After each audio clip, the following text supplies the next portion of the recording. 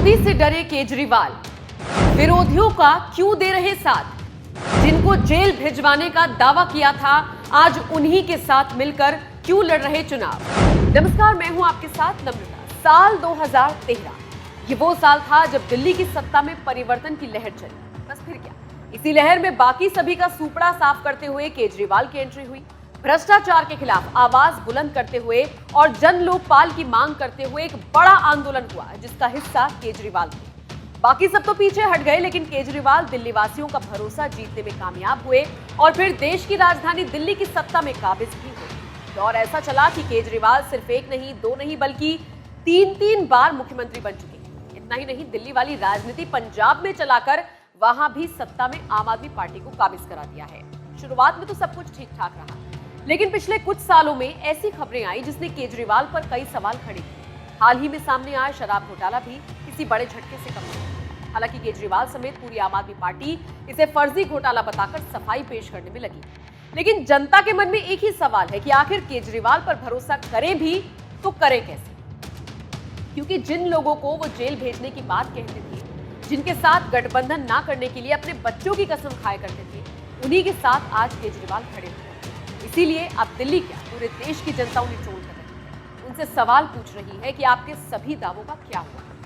ये सवाल social media users उस बैठक के बाद से ही लगातार उठा रही है, जो हाल ही में मुंबई में हुई। विपक्षी दलों के गठबंधन इंडिया की बैठक के दौरान की कुछ तस्वीरें और वीडियो सामने आए, जिसमें सबके साथ केजरीवाल भी खड़े दिख रहे हैं। लोगों का कहना है कि अपनी राजनीति चमकाने के लिए केजरीवाल ने जनता का भरोसा तोड़ा। जरा ये तस्वीर देखिए। इस तस्वीर को शेयर करते हुए शिवम त्यागी नाम के यूजर ने लिखा, बड़ी मुश्किल से जो इन 26 के बीच में फंसकर नीली शर्ट वाला व्यक्ति खड़ा है, 10 साल पहले वो इन्हीं 26 को जेल में डालने आया था। मोदी का डर क्या करना। इस तस्वीर को देखने के बाद एक यूजर ने लिखा, किसकी बात कर रही है? नटवरलाल 2.0 की?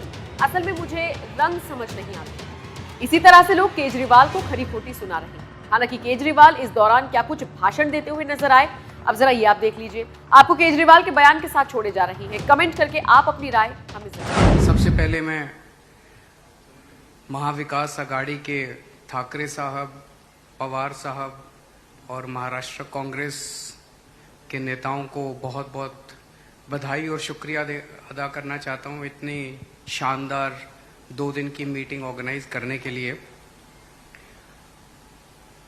ये जो इंडिया अलायंस है, ये अलायंस कुछ चंद 26, 27, 28 केवल पार्टियों का अलायंस नहीं है।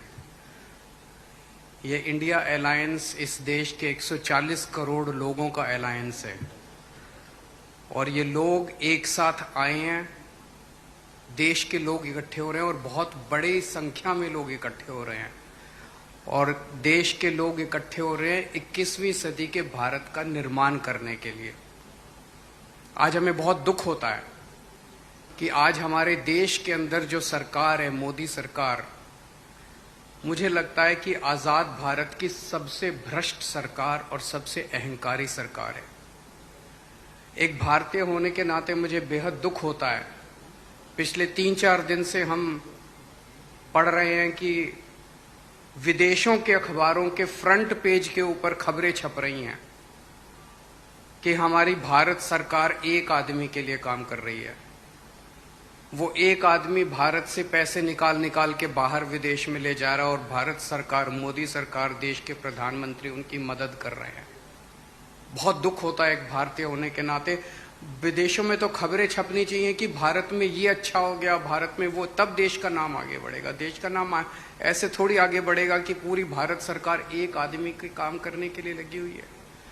आज हमारे भारत का युवा रोजगार ढूंढ रहा है, पढ़ लिख के बीए करके, बीकॉम करके, बीएससी करके रोजगार ढूंढ रहा है। उसके पास रोजगार नहीं है, और वो जब सरकार के पास जाता है तो पता चलता है कि सारी सरकार एक ही आदमी के लिए काम कर रही है। सारी सरकार भ्रष्टाचार में डूबी हुई है।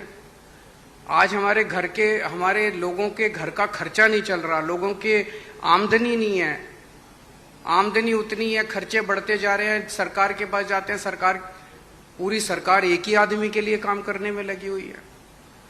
इससे ज्यादा अहंकारी सरकार आज तक कभी नहीं हुई, और ये लोग अपने आप को भगवान से भी बड़ा समझने लग गए हैं। और जब कोई आदमी अपने आप को भगवान से बड़ा समझने लगता है तो फिर उसका पतन भी जल्दी होता है। मुझे बेहद खुशी है कि इंडिया अलायंस में सब लोग आपस में जुड़ रहे हैं। एक चीज मैं देख रहा हूं, बहुत बड़ी बड़ी ताकतें, अब सबको लगने लगा है कि ये इंडिया अलायंस मोदी सरकार के आने वाले समय में मोदी सरकार के पतन का कारण बनने वाला है। तो बहुत बड़ी बड़ी ताकतें इस इंडिया अलायंस को तोड़ने में लगेंगी, बहुत बड़ी बड़ी ताकतें। पिछले कुछ दिनों से मैं देख रहा हूं, जबरदस्ती क्या दिखाया जाएगा, इसकी उसके से लड़ाई हो गई, उसकी उससे लड़ाई हो गई, जबरदस्ती दिखाने की कोशिश की जाएगी, जबरदस्ती दिखाने की कोशिश की जाए।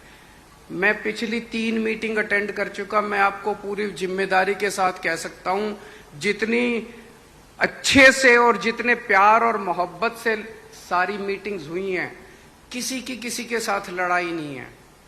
और यहां पे जितने लोग बैठे हैं, कोई पद के लिए नहीं आया, सब 140 करोड़ लोगों के इस भारत देश को बचाने के लिए आए हैं, इसको तरक्की के रास्ते पे ले जाने के लिए आए हैं।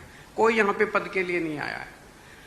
मुझे बेहद खुशी है, 2 दिन की हमारी मीटिंग बहुत अच्छी रही और सबने आगे बढ़ बढ़ के आज मीटिंग में जिम्मेदारियां ली हैं।